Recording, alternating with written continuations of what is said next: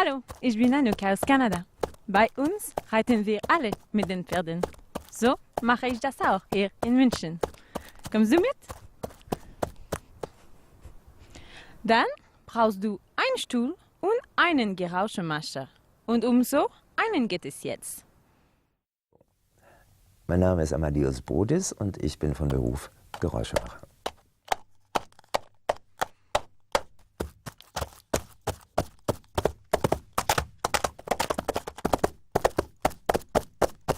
Ein Geräuschemacher macht die Geräusche, die zusätzlich zum Originalton gebraucht werden.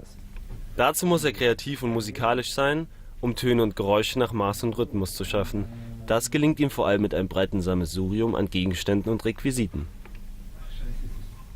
Also auf die Frage, wie man Geräuschemacher wird, kann ich nur sagen, es gibt keine geregelte Ausbildung, bis heute nicht.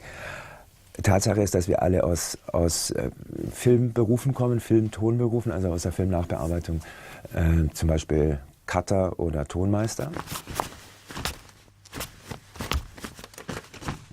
In Deutschland gibt es nur etwa 20 Geräuschemacher. Sie sind meist Individualisten und jeder von ihnen hat seine ganz eigene Art, Geräusche zu erzeugen. Wenn ich mir einen Film ansehe, dann kommt es schon mal vor, dass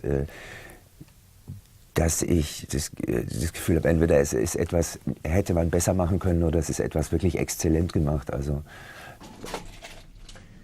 ein Kronleuchter, der beim Erdbeben wackelt. Ein Schild, was im Wind baumelt.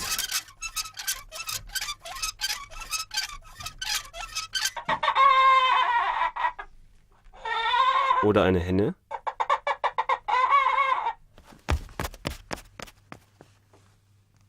Amadeus Bodis macht Geräusche für Filme unterschiedlichster Art.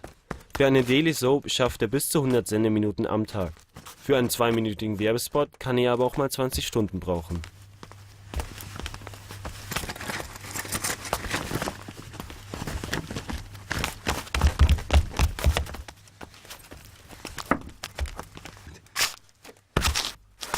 Was kann ein Geräuschemacher, was der Computer nicht kann?